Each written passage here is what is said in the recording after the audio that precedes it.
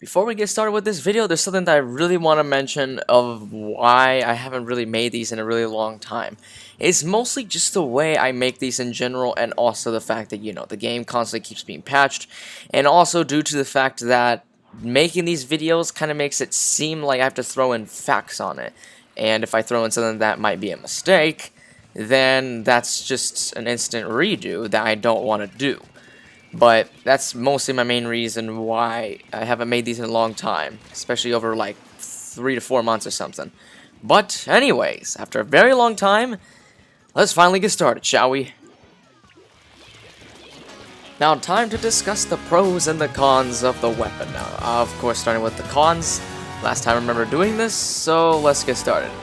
The cons with this weapon is, the turf coverage is very low. It does a very low amount of turf coverage since the ink doesn't spread too wide. And because it doesn't spread wide at all, it covers very little amount of ground, especially from the droplets, and that it's reduced to very little amount of it now. Requires a huge amount of accuracy to get your kill, so you have to actually work to get your splats in order to do well with the Jet Squelcher. And for its low fire rate, unlike the Splattershot Pro, which even though it has a low fire rate, it does do an output of 42 damage. The Jet Squelcher, however, does only 32, leaving it a 4 to 5 shot kill with a slow fire rated weapon.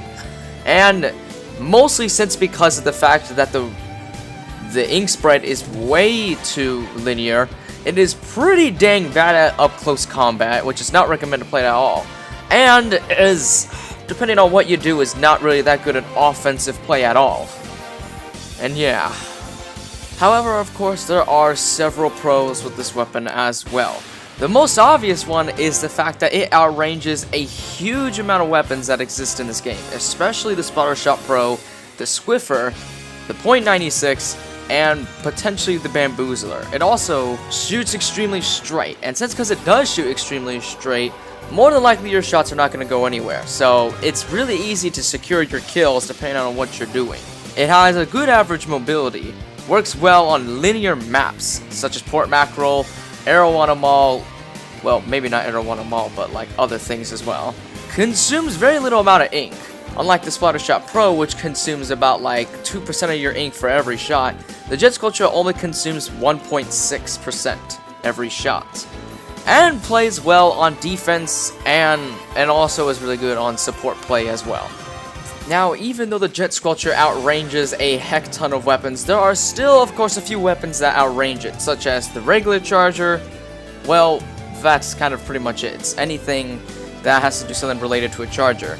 Weapons that do match the range, however, is something like the heavy splatling, or Hydra splatling, or ballpoint splatling.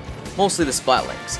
In order to deal with them, it's kind of the same way you have to deal with it with the Splattershot Pro. Mostly you want to approach them before they even notice that you are attacking them.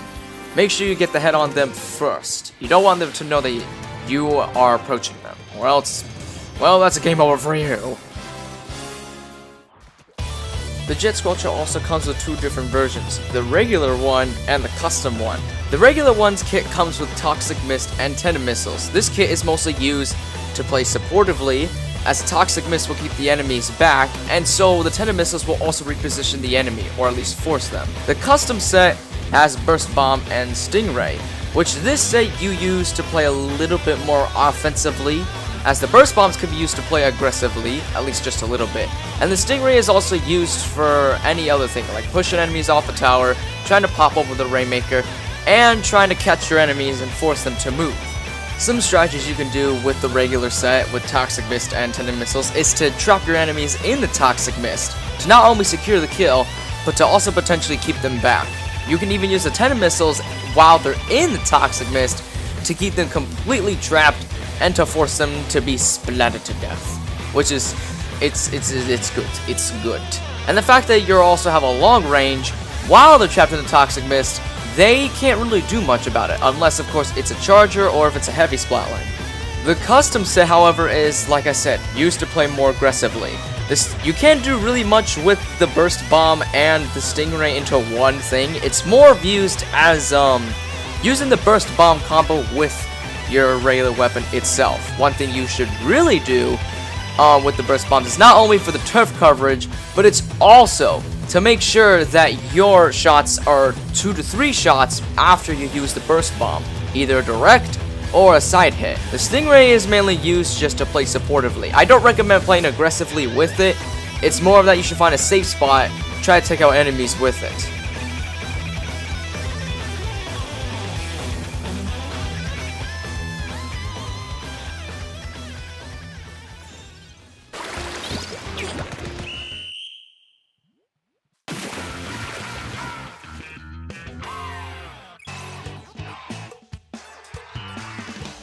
Now for the gear abilities, there's really any gear ability you can just do and you might do well with. But the ones that I personally use are, you know, the ones that you should usually use with. And by the way, all of these gear abilities I'm about to mention are used as main gear abilities rather than perks. Sub Power Up is one of them. This is mostly so you can throw your burst bombs farther or your toxic mist farther, so you can either keep the enemy back or it's much easier to play more aggressively with it. Ink Recovery Up is also another one, just in case, so you can stay on the battlefield much longer and take control of the middle area without having to run out of ink super quickly.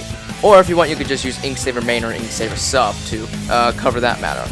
Special Charge Up is another one, since it kind of takes a long time trying to charge up your special, especially since they take a huge amount of points with a low turf coverage weapon. Unless you're using burst bombs, which that can do some work, but it's more recommended to have the perk or the sub or the ability anyway. Another one that I can recommend you doing, and this is kind of an underrated ability, but it can be useful, is to also have Ink Resistance Up. This is to decrease the chances of you being super suppressed, since most weapons, including the Jet Squelcher, don't really turf under your feet that well. So having Ink Resistance Ups will decrease the amount of damage you're taking from standing on enemy ink, and also will help you from being suppressed super badly. And that's pretty much it. I know this video is a little bit more shorter than it was last time, but this is what I was able to do, or at least I can piece together at my current knowledge, since it has been like 4 months since the last time I've done this. But overall, the Jet Squelcher is a really good long-range weapon if you know how to play it into your advantage.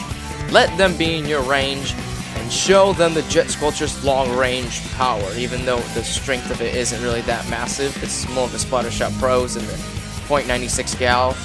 But yeah, anyways, here are a few clips, maybe just one clip or so, I don't know, of my victory with the Jet Squelcher. I'm not really good with it myself, but I will admit, it is really fun to use if you get really into it.